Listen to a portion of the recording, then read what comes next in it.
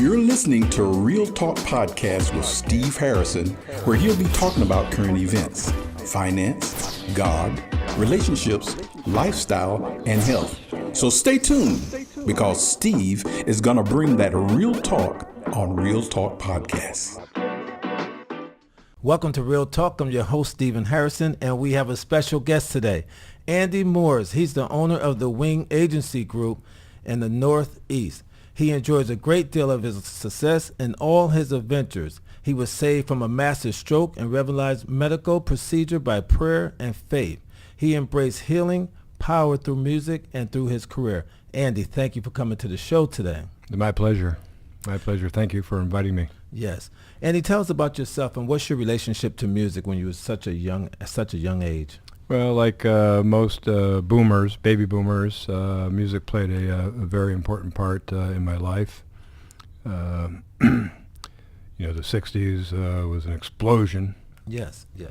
Rock and roll. Yes. And in other genres. Okay. But it's just an important part of my life. What was some of the music that you gravitated to? There's so many artists back in the 60s that just blows your mind. Oh, gosh. But, the Beatles. Okay. I mean, they had a tremendous impact on me. Okay. And my friends. We could not wait for the next album to come out. Okay. We waited in anticipation for, what's next. Okay. Because it's just unbelievable music that they made. Yes. Did you ever try to imitate them? No, I didn't. And I'm not a musician. I don't play. So okay. Well, the reason let's get that established. Well, the reason why I said, because some people try to imitate Elvis Presley, James Brown. You see him in the mirror trying to do the shuffle, do all that. So since the Beatles had such an impact on your life, I just want to know if you try to imitate them or try to be like them. As you can see, I didn't imitate their hairstyle. No, it was longer past the ears. Longer past the ears. Yeah, but Rolling Stones, the Grateful Dead. Okay. Led Zeppelin. On and on. Okay. Yeah. Have you seen a lot of them live in concert? I have. Okay. And what was your experience seeing them live? Incredible. Okay. One of the first concerts I saw was the Moody Blues. The Moody Blues? Talk to us about the Moody Blues. Out in Chicago. Okay, what kind of group is that? Blues or? No, Moody Blues was a a group. They made their own sound. Okay. And which was unique style, and very successful. Very successful? Yeah, they were a very successful group. Okay, are they still around Knights today? in White Satin. Do you remember Knights in White Satin? No, I think that's a little before my time. But, Yeah. I probably heard their music, but didn't really. Yeah, you youngsters. It's okay. It's good to be young, and it's good to be around the older people too, because you can learn something from them. Yeah. I just love how music clashes with the young and the old.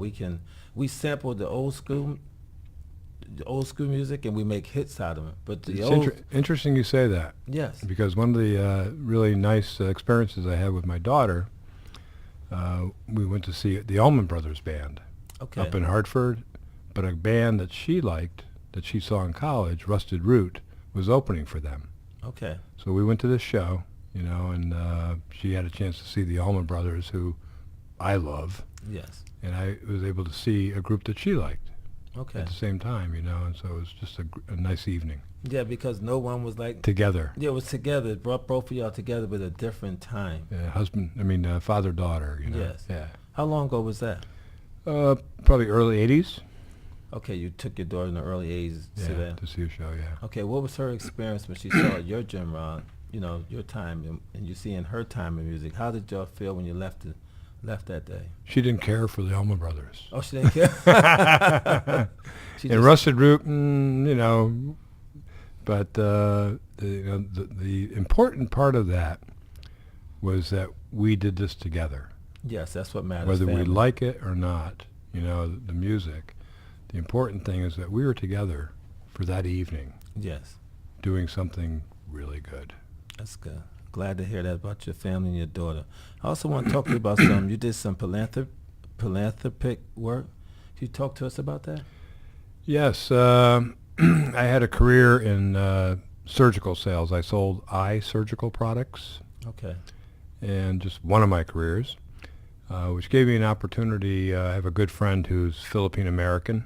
He practiced ophthalmology as an ophthalmologist. He practiced up in Greenfield, Mass. Okay. And he maintained a home just outside Manila. Okay. And he would go back every year and spend some time there and do surgery.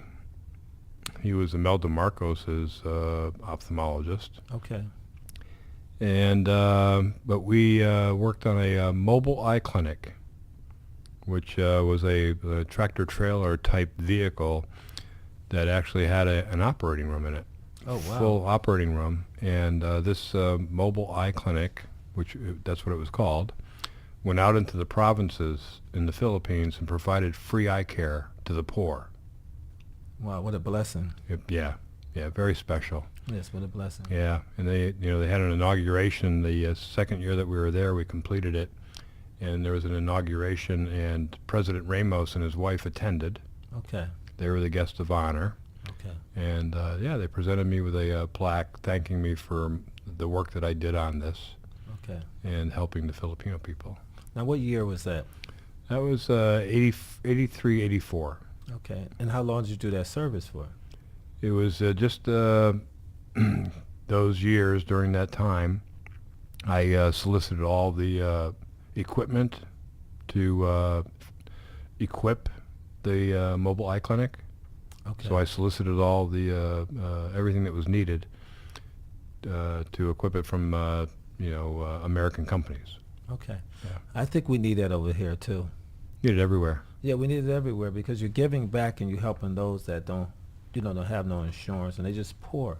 And everybody needs to get their eyes checked out because if you can't see, True. you go blind. True. You go blind. Yeah. What was some of your experience when you was helping the kids out, especially the kids, and just giving your life to those for the eye care? Moving. That's very touching. Yeah, very touching. Okay. Yeah. I mean, I loved watching the kids every day going down the street to go to school and in their uniforms. Okay. They wear uniforms. Okay. They're not allowed to wear jeans or, street clothes. They have little uniforms. Just cute as could be. Okay. And Sundays there, excuse me, Sundays also are very nice because families, Filipino families, Okay. they don't just go to church for an hour. Sunday, it's an all-day event. Okay. Church, and gathering of family. Okay. So they're very heavily on eat. family. Oh, absolutely. Very heavily. They do family things together. It's a big deal with them. Okay. That's what we need over here in America. We're just too spread out. Need it everywhere. Too all over the place. Now, you also had an event that happened in your life about 5 years ago. Can you talk to us about that? Sure. Okay. Yes. It was. I had a hemorrhagic stroke. Okay. I was flown on a Lifestar helicopter from Essex Okay. to Yale New Haven Hospital in New Haven, Okay. and I was 5 weeks in a coma. And the doctors there, I mean, I'm just blessed to have been treated there. They did something experimental with me, Okay. and that had never been done before. And it worked like a charm because I have no residual effects whatsoever. Wow, what a blessing. Oh, yeah. And, I'm their poster child. They presented my case in its entirety at the International Neurology meeting. They videotaped an interview with me, and they played it at the meeting in Boston. And, but that event, just to let you know, I had so many people praying for me. Yes, that's what it's about. That's what it's about, praying. Yeah. And, I know I was saved. From that moment. I was saved. From that moment. Once I came out of that, and I was recovering, and I learned what had happened to me because I had no idea. I woke up at Gaylord Hospital not knowing what had happened or where I was. Wow. And as I went through my recovery, it became very obvious to me that I was saved. Wow. That there was a power much larger than all of us. Yes, you know, God. working in my life. Yeah, God. You know, and Jesus. Yes. Now, you had a heart attack while they experimented on you? Stroke. A stroke while they experimented on you? They did an experimental procedure on me to help take care of what had happened. Okay. And everything came out fine. Perfect. Thank God. God is so good. When we get down in our troubles and we don't know how life is going to turn out, God is always there to rescue us and let us know that it's going to be okay. He's a father. That's what fathers do. They watch over their children. Mm-hmm. You know, and no matter how old you are, you're still a son. Sometimes we think we're grown, and God say, "I'm still in charge." Yeah. You know, It's so true. I It's still so have true, to isn't it? chastise you at 60 years old, but that's why we have to stay humble. Yeah. I just want to say that's such a beautiful thing. Your testimony, how God has saved you, and how He has kept you through that time of that heart attack, and how they experimented. Yeah, something very interesting. A good friend of mine was ordained as a priest, and 2 years ago. Okay. And he asked me to present him to the bishop Okay. for ordination. But Phil, I was talking to Phil one day, and I said, Phil, very interesting. Phil's the one that's going to be ordained? Yeah, he is. Okay. He is ordained. He's a priest now. And I was, as I said, I was talking with him, and I told him, I said, Phil, someone will ask me a very simple question: how are you doing today? And I'll say, well, if you really want to know, I'm doing fantastic. Yes. And then I tell them the story about my stroke, you know, and how I made this recovery. And I said, you know, I just find myself, you know, in the effect that it has on some people, I told them, you know, because they may have had a family member that recently had a stroke, or somebody that's going through some problems, you know, and they thanked me for sharing the story. And I said, isn't that interesting, Phil? And he goes, do you know what that is? And I said, not really, but he said that you're telling the people about the miracle. Yes, the miracle of God. Exactly. The miracle of God. And what Jesus taught us to do is to go out and share the miracle. Tell your testimony. Tell people what happened. And I said, that's interesting, because, you know, I find myself doing that. And do you know, I still do it. Today. You got to keep doing it. You It just keep doesn't doing die. it. No, it doesn't. It doesn't die, because there's so many more people. And that's why we're doing the podcast, because I want you to share that testimony when me and you first met. I wanted people to know that God is a keeper. You know, no matter what it looks like in life, God is a keeper. You know, and I just thank God you're here and able to share that testimony. I also want you to talk to us about your North Music Exchange. Northeast Music Exchange is Yes. a Facebook group that I started after I got discharged. Okay. And so it's grown to 2,800 members. Okay. What's led you to do that after you got discharged? I just was looking for something to stay busy. I knew that I wasn't going back to work doing what I was doing before. Okay. And I wanted to, you know, find something to stay busy, you know, stimulate the brain cells. Yes. And so I started a Facebook group. And when I first started, it was Amy Helm Friends and Fans. Okay. And then she called me one day and said, you know, we have a problem because I found out from Facebook that when people look for me, they find you. And I said, well, that's not a problem. I'll just change the name. Yeah. So I changed the name to Northeast Music Exchange. Okay. And so, which was a blessing, really, because now it wasn't about her. It was about music in general in a region, and really outside of a region, because it goes well beyond the Northeast. So it's, you know, 2,800 members now, and just a nice platform for people to share, you know, what they're doing. Okay. Yeah. So you open up the door for people to share their music talent. Correct. Okay. Yeah. And venues to post shows that they're doing at their places, and, you know, so it's just a whole community. Okay.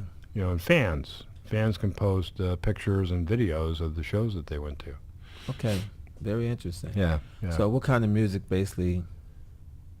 All genres. All genres? Okay. Yeah. Okay. All genres. So are there genres that's dealing with this kind of music you grew up with, or are they more like in the modern day music? All kinds, but there's good old fashioned rock and roll. Okay. Blues, jazz. Okay. Yeah, just a little bit of everything. Hip hop. Okay. Now, talk to us about your experience with Sam Cooke's daughter. I went to one of your shows, and she was there, and I had a chance to meet her, which blew my mind. Carla. Yeah. Give us a little bit of history on that. Well, Carla, I came to know Carla through my Facebook group. Okay. And she invited me to the Metropolitan Room in Manhattan to see one of her shows on a Sunday afternoon, which was fabulous. How long ago was this? This was 3 years ago. Okay. And so I took the train down out of New Haven and down to Grand Central, waved a cab. Cab took me over to the Metropolitan Room. Okay. And I saw her show on a Sunday afternoon, which was fantastic. Yeah, can sing. Oh. And so I did 2 YouTube videos. And I posted them on my Facebook group.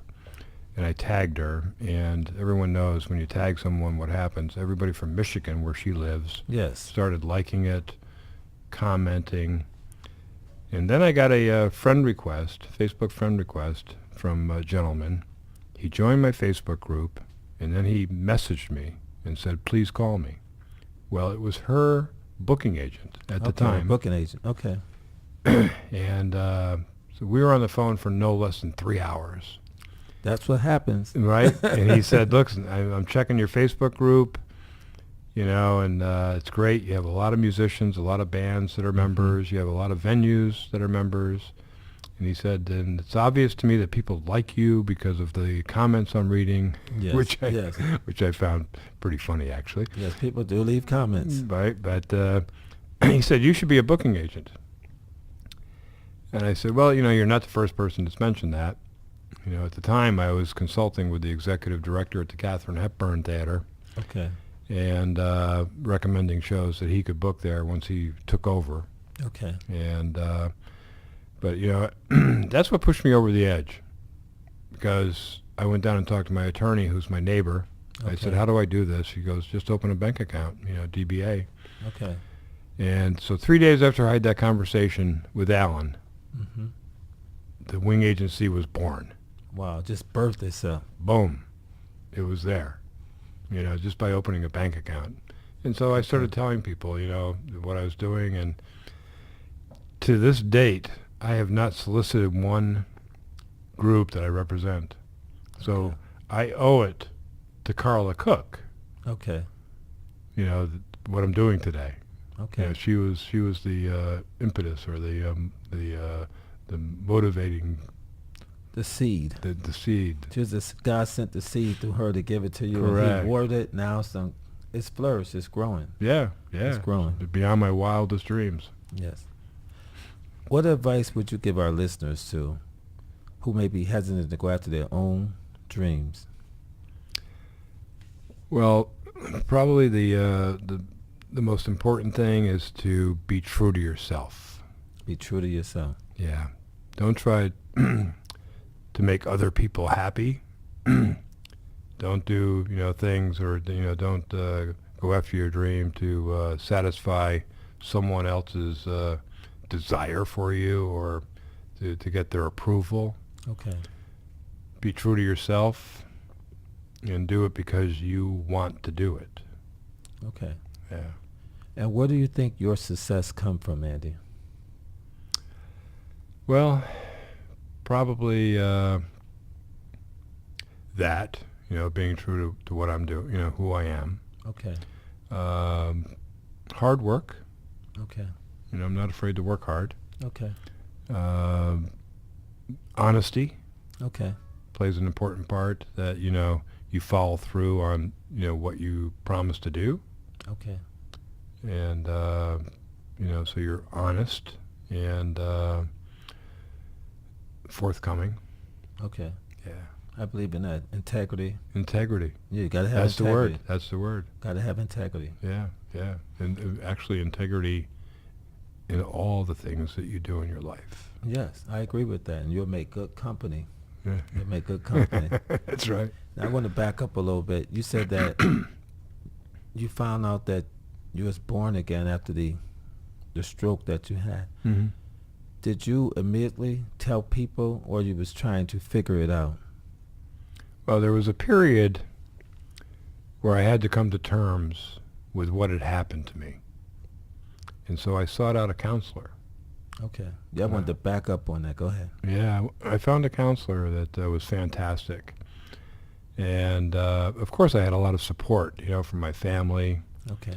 Friends, I mean, my wife works at Yale New Haven Hospital. Okay. And she actually had a person that she works with, her relative teaches in one of the schools, one of the Catholic schools, and she had a whole class doing prayers Okay. every day for me. What a blessing. And they delivered get well cards. I still have them. Oh, you got to keep that. You can't tell us that. No. They're safe. You got to keep this prayer. I go Prayer back and open them and look at them. Yes. And read them. But these kids were just amazing. Mm-hmm. And so I had to come to terms with what had happened and understand where I'm at today. Okay. Where I was at that time. After I had left Gaylord Hospital. Okay. And and then from that is how these other things have happened. Okay. One of the neurologists at Gaylord actually interviewed me when I was there, and she goes, "What are your goals while you're here?" And I said, "To get the heck out of here." Yes, that's number one. Number one. She said, "Well, okay, I understand that. Yes. But let's expand on it." And I said, "Well, I want to get back to work." Mm-hmm. And she goes, "Well, let me tell you something." She says, "I've treated a lot of people that have been through an event like you've been through, and the majority, not just a few, Okay. the majority go on to do something entirely different than what they were doing prior to the stroke." Okay. And I said, "Well, it's very interesting, but I'm not ready to make a career change. Mm-hmm. So, but that's one of my goals, Okay. to get back to work." Well, a year later, I saw her, and I said, "Guess what? I'm a booking agent." Wow. She goes, "I told you." That's called a speedy recovery. God speed up your recovery. Yeah. He speed up your recovery because he got things for you to do and people for you to touch. Well, no, it's interesting you say that because, yes, don't people always say, when you recover and you're saved, that, your work wasn't done. God wasn't done with you. He's not finished with you. You're not finished. Mm-hmm. How true is that? Right? Living proof. Yes. I wake up in the morning and what are we going to do today? Yes. That's you and God. You're talking to God. I'm talking to God. Yes. And it's, daily bread, and it's very simple. It's just, lead me. Yes. Show me the way. And didn't that just happen today? Yes. I went over to Milford to see my friend Bobby Shea. Mm-hmm. And while we were sitting there in his studio, he teaches guitar, I went out and I found two young ladies were at the cafe enjoying cappuccino or whatever. Okay. And I asked if they could take a picture, and she came over. And Bobby introduced me and said, "Andy's a booking agent." And she goes, "Oh my goodness." She goes, "That's interesting to know because I'm a performer.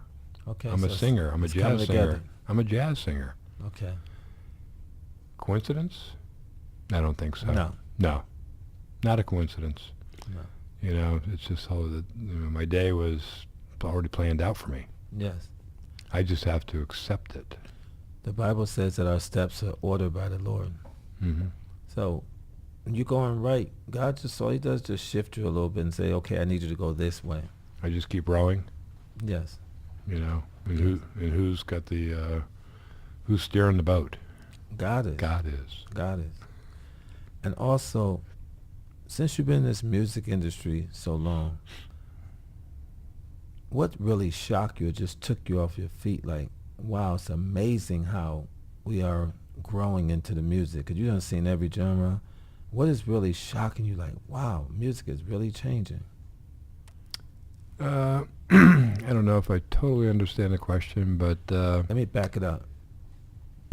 Musicians are getting better with technology. mm-hmm. It's like you don't have to work as hard because all the the sounds are so different today. So when I hear certain sounds today that they couldn't make a long time ago, that's shocking to me. But you've been in the music industry longer than I have, so that's why I asked that question. Okay. Music is revolving. Yeah, I think I understand. I think it's technology, what they can do in a studio. Yes. And laying down tracks. Yes. And I've had time to be in studio with bands and watch watch them lay down these tracks, and if it's not just right, go back in and just redo it. And so the recording Yes. industry, how they record is I think come a long way. Yes, that's what I was saying, because it's technology. It's like you could send music through the internet, and you could just play it in your room without the drummer flying out to go do a solo. Yeah, true. It's unbelievable where we at today. But then bring it to the stage. And you've had an opportunity to be at the Bijou Theater and see Carla Cook. Yes, that was a beautiful experience for me. That really just touched my heart when you brought her into Bridgeport. I was blown away, because Sam Cooke is a legend. Right. And to see his daughter perform and then have a chance to meet her was just another lifetime experience. And doesn't she resemble him a bit? All the way. Right. Modest, Facial, right? Her presence, soft. She's just a sweet person. We had, when I went down to the Metropolitan Room to see her after the show, because I sat there, the same experience you had. Yes. I was like, oh my goodness. Yes. Now history. here's Sam Cooke, who I loved. Yes. I loved his music, and the saddest thing is that we lost him. And now I'm sitting there watching Carla perform his music, and I told her, I said, Carla, I think your dad was here with us today. Yes. But I was emotional after that show. I was emotional too. Where she was hugging me. Yes. We were both crying, because I told her, I said, this has been just an incredible experience for me. Yes. Not only that, it was, after my stroke, it was the first time that I traveled that far on my own. On your own. My family was worried, Okay. that I'm going to Manhattan from Clinton, Connecticut, by myself. Driving, right? No. Oh, I took the train. Okay. But, by myself. So I had my evening meds in my pocket, and and they, my wife sent me off. But they, they're the committee. They are the committee. Yes. And they watch over me. Obviously they worry. They have to. They love me. That's right. They worry. But this was the first time, so that was a big part of it. That I was doing this, going this far, on my own. But then to see Carla was just amazing. Yes. Yes. Yeah. Before we close, Andy, what would you like to share with our audience? God has brought you through so much. You have seen so much in life. What would you like to share with our audience? Just believe that there's a power greater than ourselves, watching over us, and get out and enjoy life. Get out and see some live music. Yes. Yeah, music does have healing powers. Yes, it does. I know that for a fact, and and it's just good, and it brings people together. Yes, it does. How did we meet? Through music. Music. Through music. The blessing of music. You love music. Oh, love it. I dabble in the in the old, but I dabble in the new too. So I get two sides of it. I love it. Yeah, I love it. Yeah. So it's just a great mechanism to bring people together. Okay. And share experiences. Okay. And share the music. Okay. We're getting ready to close. Do you have anything coming up that the audience can follow you, or? If they go to thewingagency.com, they can see all the upcoming shows. Okay. And actually this week we have a great show at the Bijou Theater on Thursday. And that's Adam Traum, Happy Traum's son, out of Woodstock, New York. Okay. And then a very exciting show coming up on, I hope I get this right, July 27th. July 27th. It's going to be a Blues Hall of Fame induction show at the Bijou. And we're going to be inducting some very high-powered, successful blues artists. Okay, so come out so you can support that. Yeah, absolutely. Okay. Yeah, it's going to be a great show. Okay. And come find me. Okay. And say hello. Okay. Andy, thank you for coming to the show. It's been such a pleasure having you here and sharing your testimony, your story, and what God has done for you. It's my pleasure. My pleasure. Thank you so much. Yes. You can go to Facebook, follow us on Instagram and YouTube, hit subscribe, and thank you for watching Real Talk. Good night.